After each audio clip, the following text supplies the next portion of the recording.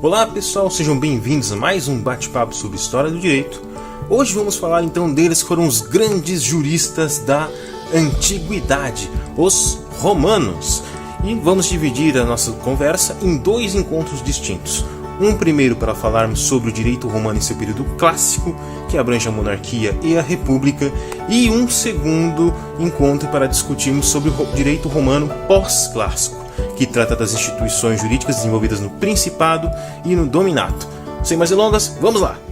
Vamos falar então sobre as origens de Roma. Assim como muitas civilizações, a história de Roma é repleta de fato e ficção. Os romanos, assim como outros povos, fizeram uso da figura do mito para dar maior prestígio ao seu legado.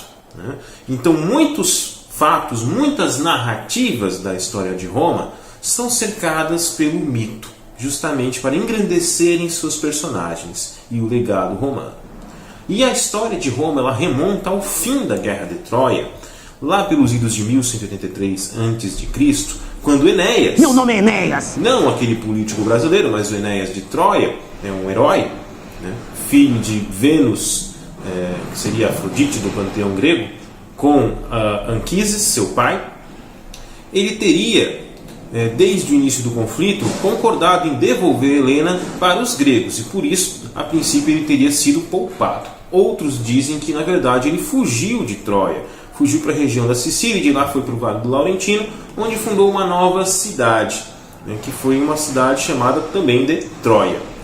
Nessa região ele acabou entrando em conflito então com os latinos que lá habitavam.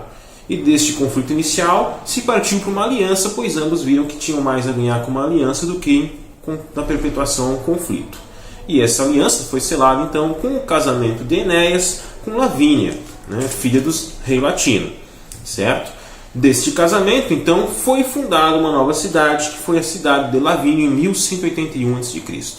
Lavínio prosperou, se expandiu, até que a Lavínio entrou em conflito com os etruscos, que também viviam nesta mesma região. O que acabou levando à queda de Enéas e, posteriormente, à derrota dos etruscos, já pelas mãos de Ascânio, filho de Enéas. Com a derrota dos etruscos, Ascânio ele se dirigiu até a região do Monte Albano, onde ele fundou uma nova cidade, deixou Lavínio aos cuidados da esposa, segunda esposa de Enéas, Lavínia, e fundou uma nova cidade, que foi a cidade de Alba Longa, certo? Dando início a uma nova dinastia, que ficou conhecida como dinastia Sílvia, da qual seriam descendentes Rômulo e Remo. Com os idos, na medida em que a dinastia Sílvia foi prosperando, certo? Em determinado momento houve um golpe dentro da dinastia Sílvia em si. O rei Proc tinha dois filhos, Numitor e Amulio. Pela tradição da época, o filho mais velho era aquele que herdava o trono. Mas Amulio não concordava muito com essa ideia e acabou então expulsando seu irmão mais velho, Numitor, de Alba Longa. Assim como acabou então se preocupando também com o assassinato de Lauso, filho de Numitor, para que assim o filho do rei, do herdeiro legítimo, não viesse a reivindicar o trono que lhe era de direito, já que ele seria o herdeiro direto do filho mais velho, do Numitor. Ele acabou então armando um assassinato, uma emboscada para o Lauso, que levou então à sua morte. Mas o Numitor também tinha uma filha, Réia. Réia, teoricamente, não poderia herdar o trono, porém, ela poderia ter filhos que seriam herdeiros de Numitor. Mas, dizem alguns historiadores que, em respeito ao seu irmão mais velho, o Amulio acabou então não assassinando Réia, mas a obrigou a se tornar uma sacerdotisa da deusa Vesta, deusa do fogo sagrado, que tinha como das consequências um voto de castidade. Assim ela não teria filhos. Porém, aí onde entra mais uma vez um aspecto mitológico, Réia acabaria tendo engravidado do deus Marte, do deus da guerra, Marte preocupado com a nobreza daqueles que seriam os futuros descendentes de Roma, teria engravidado Réia, que era descendente da dinastia Silva, uma dinastia nobre, né?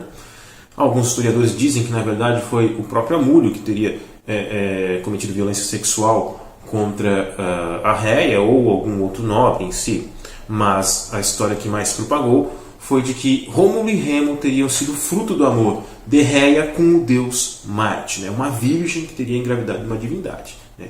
Mito semelhante a outras mitologias como a cristã, né? Que é posterior à romana, inclusive, nesse sentido. Réia teve filhos, e o que Numitor fez com eles? Temendo Deus Marte, a sua ira, ele não os matou, mas os teria deixado à própria sorte às margens do rio Tibre, na Itália. Outras histórias dizem que, na verdade, ele deixou os gêmeos aos cuidados de pastores e tomou para si 2 crianças que ele teria dito que seriam seus herdeiros, para ele manipular essas crianças, né, e evitar com que elas tomassem o trono. Mas a história que mais se divulgou e que mais tem repercutido em si foi a de que os gêmeos teriam sido encontrados por uma loba e depois, que os teria amamentado, e depois por um casal de pastores, Fausto e Laurência, que os criaram como filhos seus. Inclusive, se diz que a figura da loba, na verdade, é uma metáfora para uma prostituta, uma ideia de engrandecer, né, dar o maior prestígio àquela que teria os encontrado pela primeira vez, né? Fez-se uso da figura de uma loba em vez de uma prostituta de fato, certo? Em um determinado momento, né, Rômulo e Remo cresceram fortes, tiveram várias aventuras, até que Remo, né, ele foi capturado por um senhor de terras.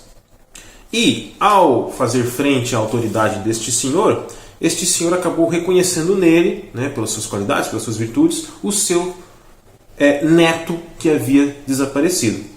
Este senhor de terras, na verdade, era Numitor, né, que contou então para os gêmeos a sua origem nobre e teve o apoio destes para derrotar Amulho. Assassinaram Amulho e Numitor então voltou ao trono de Alba Longa.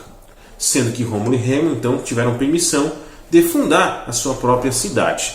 E assim o fizeram, certo? Num primeiro momento, houve um conflito entre os gêmeos. Por quê? Pois como eles eram gêmeos e não se tinha certeza de quem nasceu primeiro, não se saberia quem que seria o rei, de fato, daquela nova cidade. Os gêmeos entraram em conflito.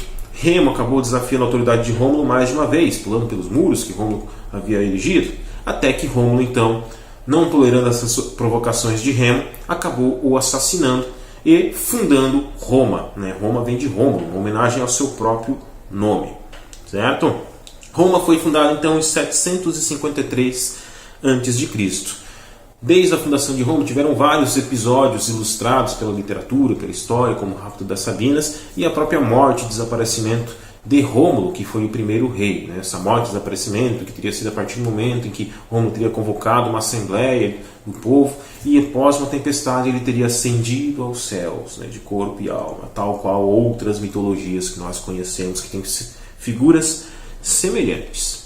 E, seguido a ascensão, o desaparecimento ou morte de Rômulo, se elegeu então o segundo rei de Roma, dando início então ao período da monarquia romana, né, que foi Numa Pompílio. E vamos falar então um pouquinho sobre os períodos da história de Roma e sobre a monarquia romana. Foram 4 os períodos da história de Roma: monarquia, república, principado e dominato. A monarquia e a república dizem respeito ao que nós chamamos de período clássico, onde nós vamos estudar hoje as instituições romanas jurídicas clássicas. O principado e o dominato dizem respeito ao período pós-clássico, que nós vamos trabalhar a partir da próxima aula, certo? No que diz respeito à monarquia, durante essa etapa monárquica, Roma era dividida em 3 etapas de cidadãos em si.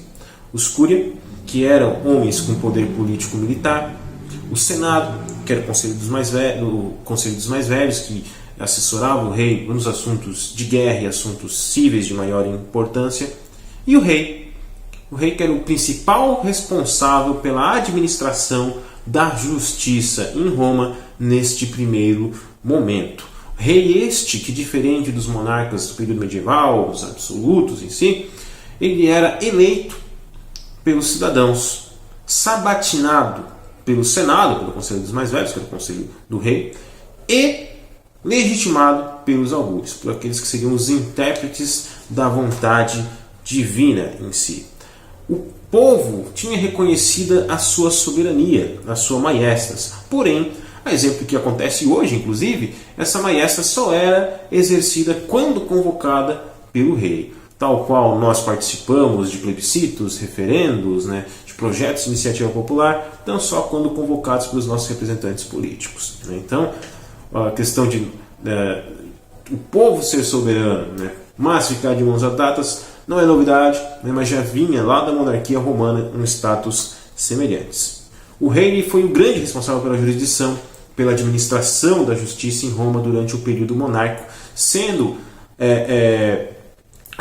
assessorado por sacerdotes que o auxiliavam na administração da justiça. E nessa época, o sistema processual que imperava era o das ações da lei, um processo muito formal, com rigorismo formal muito forte, um processo totalmente oral, em que se tinha um apego exato a determinadas fórmulas, gestos, atos que tinham que ser realizados para que você tivesse sucesso na sua empreitada. Né? Se para você reivindicar o bem de outra pessoa tivesse que cutucar aquele bem 3 vezes uma vara de carvalho, você tivesse cutucado aquele bem 2 vezes em vez de 3, você perdia o processo. Se a vara não fosse de carvalho, fosse de pinheiro, perdia o processo também. Então ele tinha um grande rigor formal no que diz respeito aos ritos a serem praticados para que você tivesse sucesso na sua ação em si, certo?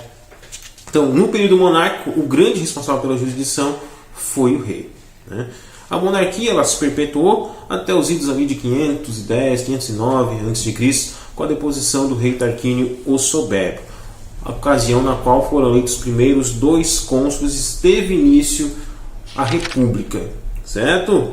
Mas a República em si, sua constituição, ela foi um processo vagaroso, né? Não foi de imediato. As instituições republicanas foram amadurecendo com o tempo. Né? Um dos fatos que mais contribuiu para esse amadurecimento foi a secessio plebis, a secessão da plebe. Em um determinado momento, os plebeus, né, os romanos eram divididos em patrícios e plebeus. Os patrícios era aquela pequena nobreza, descendente dos senadores romanos, e sim, dos fundadores de Roma, e os plebeus são os que vieram depois, né, o restante.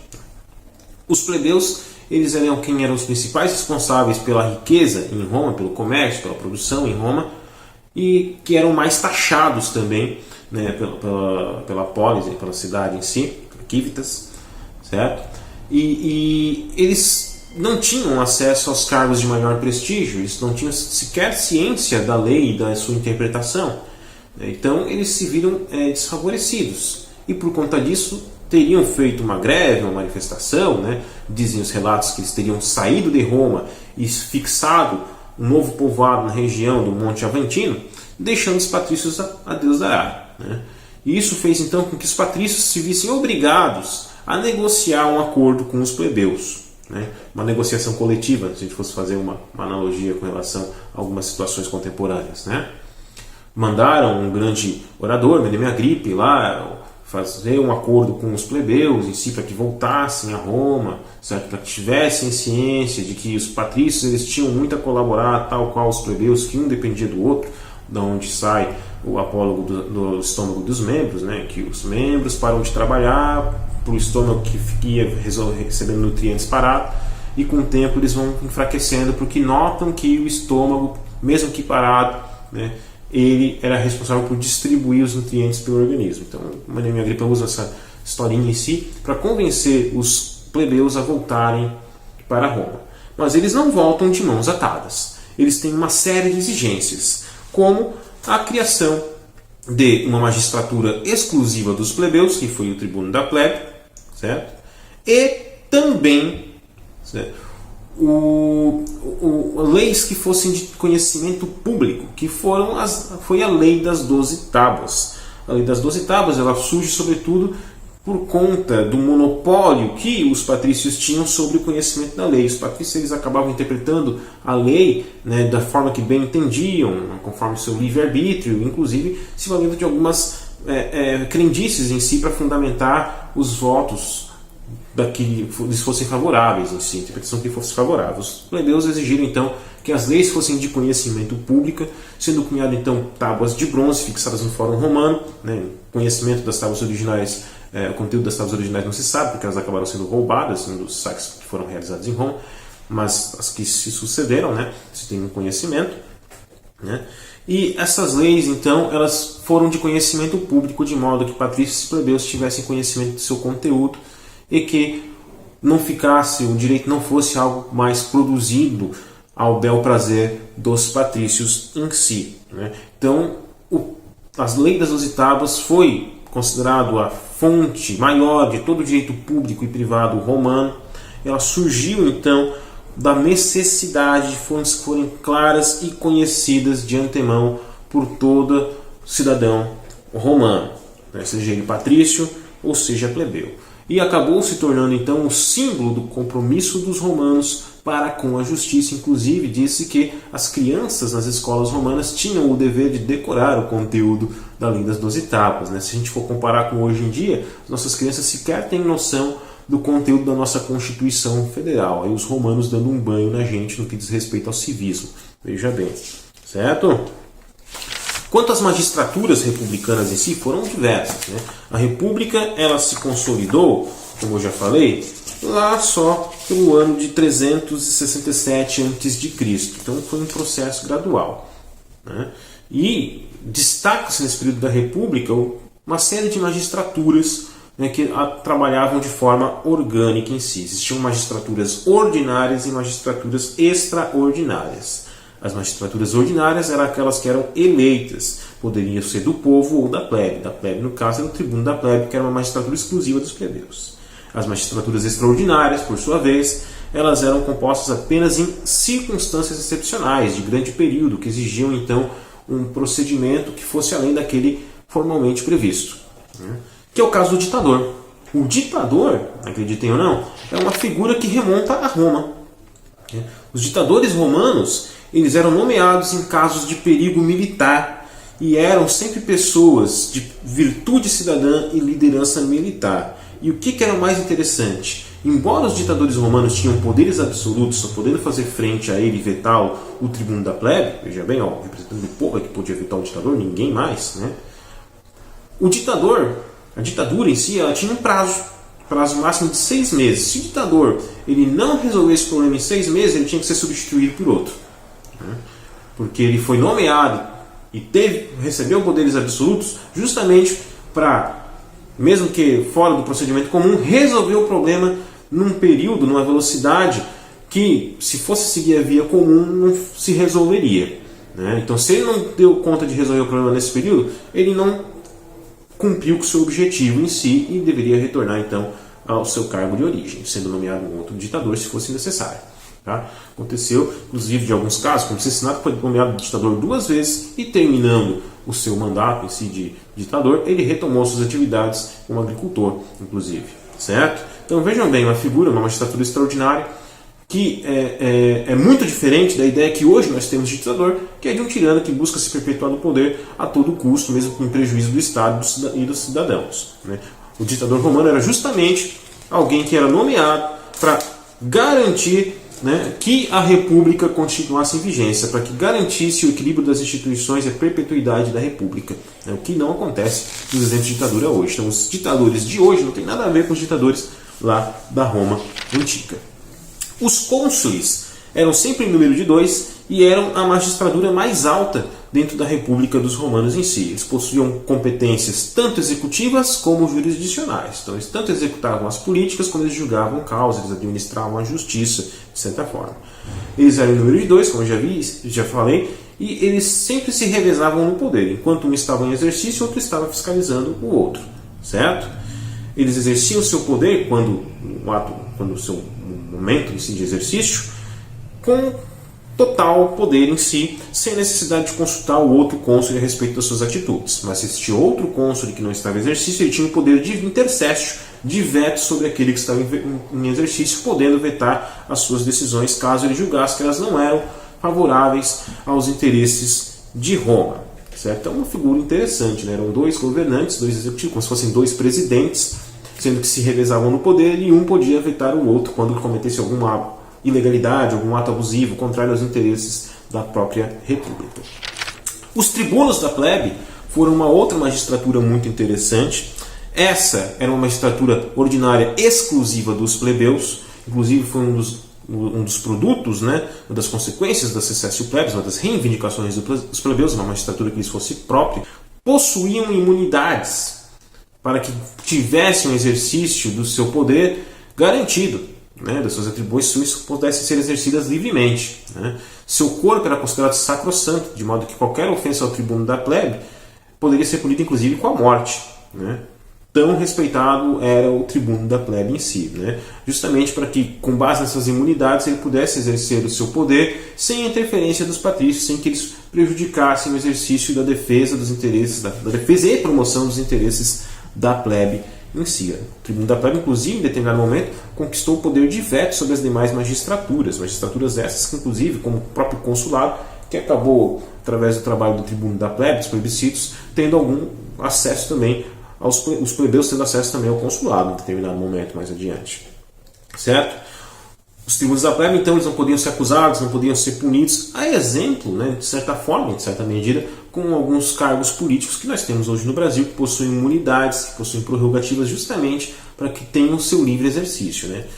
Se de fato para o livre exercício ou é para manipulação em si processual, é outra história que não cabe a gente discutir aqui nesse momento, mas que fica a reflexão, mas que são algumas imunidades que o tribuno da plebe lá em Roma já possuía para que tivesse o exercício das suas atribuições pudesse ser exercido com devida liberdade e efetividade, né? Outra coisa interessante relativa ao tribuno da plebe é que ele poderia convocar o conselho da plebe em si, e desse conselho da plebe surgia, né, era editado um plebiscito que tinha força de lei. Podia obrigar as demais magistraturas romanas ao conteúdo desse plebiscito. Inclusive, muito do direito romano clássico vem dos plebiscitos dos tribunos em si, certo? E, fazendo um parâmetro com os plebiscitos de hoje, nossos plebiscitos eles não têm esse caráter vinculativo que os plebiscitos romanos clássicos tinham, né?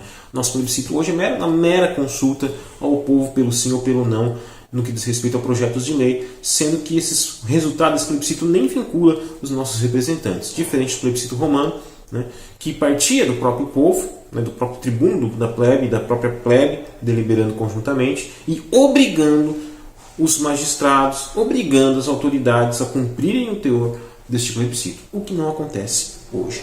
Nossos plebiscitos hoje não têm força de lei, né? E a magistratura mais importante no que diz respeito à administração da justiça em Roma eram os pretores. Os pretores eram os principais responsáveis pela administração da justiça na Roma clássica. Vamos falar então agora um pouquinho sobre os pretores e sobre os sistemas processuais na Roma clássica. O assunto que mais nos interessa nessa discussão sobre o direito romano, logicamente, diz respeito à jurisdição na Roma clássica. Como funcionavam os sistemas processuais na Roma republicana. Como já mencionamos, o principal responsável pela administração da jurisdição na Roma republicana eram os pretores. Pretores esses que poderiam ser urbanos ou peregrinos. Urbano era aquele que atuava em Roma.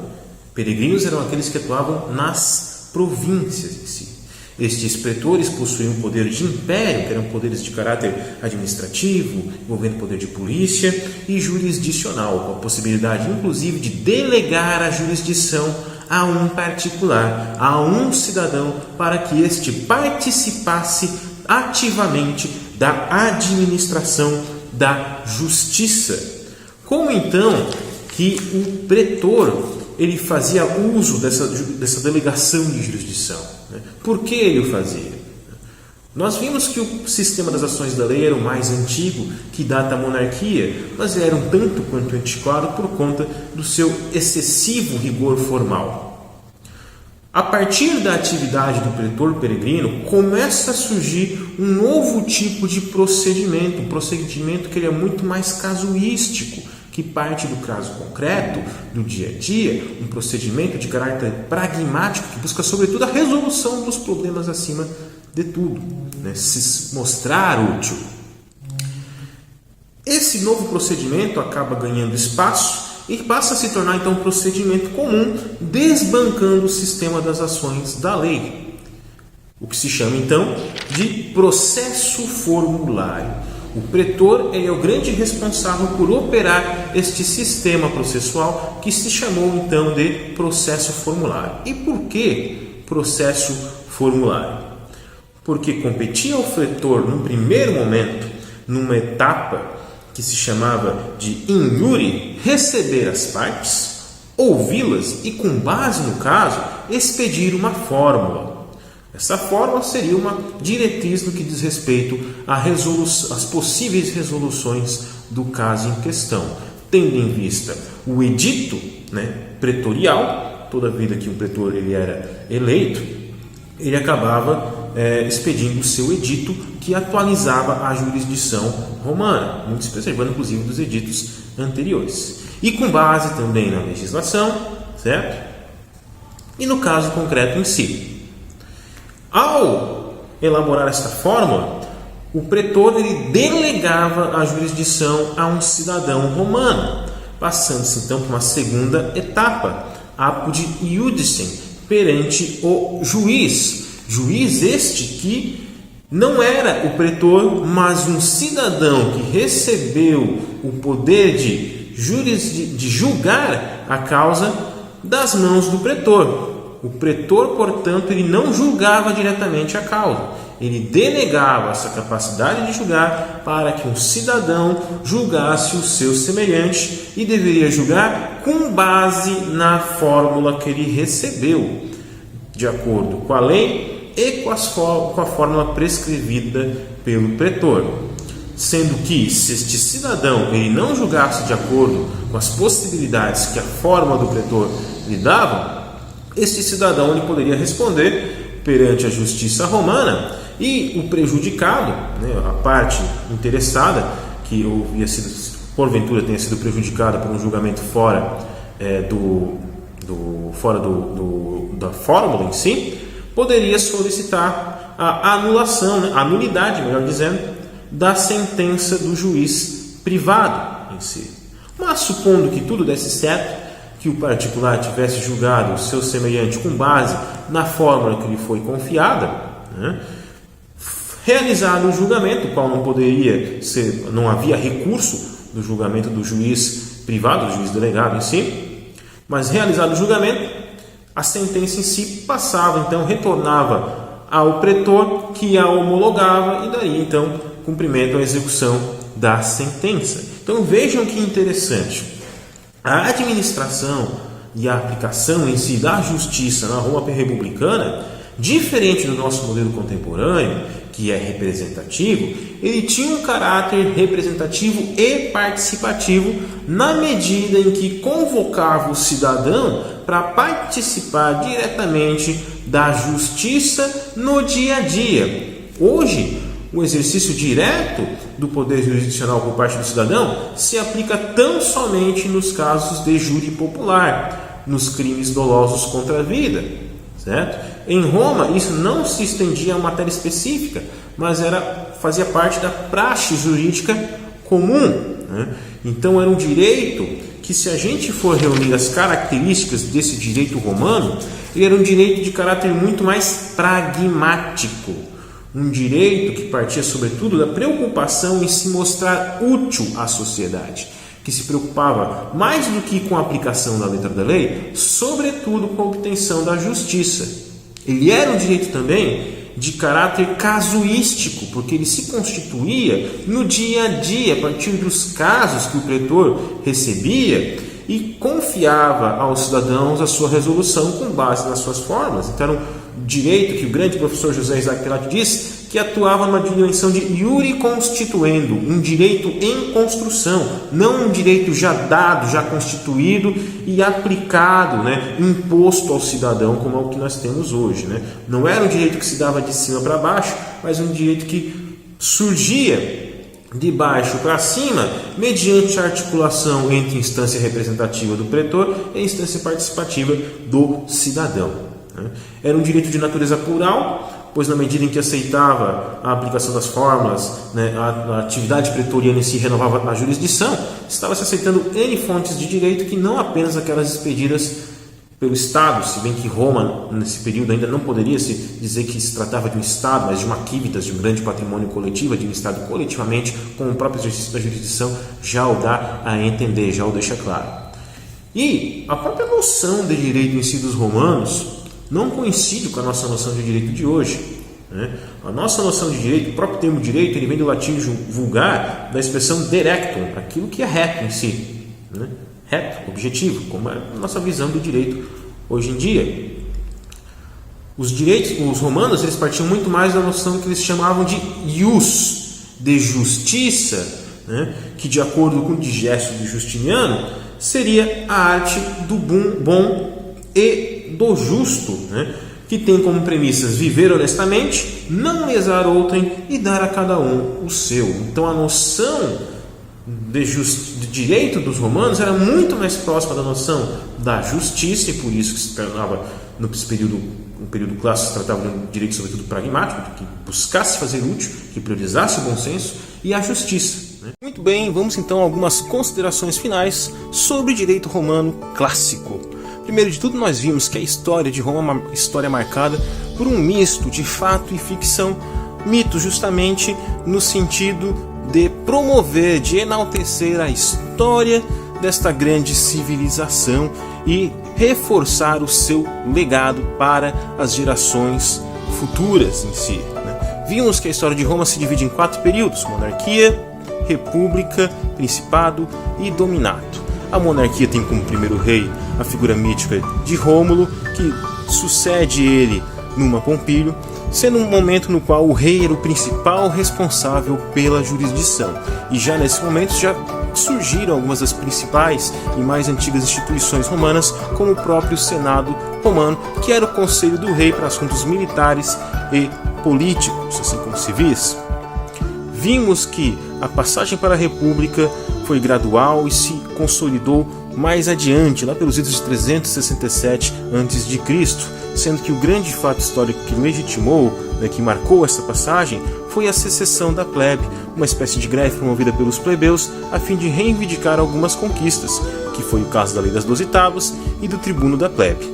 Na República se desenvolveu uma série de magistraturas interessantes, como foi o caso dos cônsules, que tinham poder de veto um sobre o outro, se revezavam no poder, como foi o caso do ditador, que era uma magistratura extraordinária, que era constituída em casos excepcionais, que demandavam medidas que fossem rápidas e efetivas e que tinha prazo específico, diferente das ditaduras de hoje.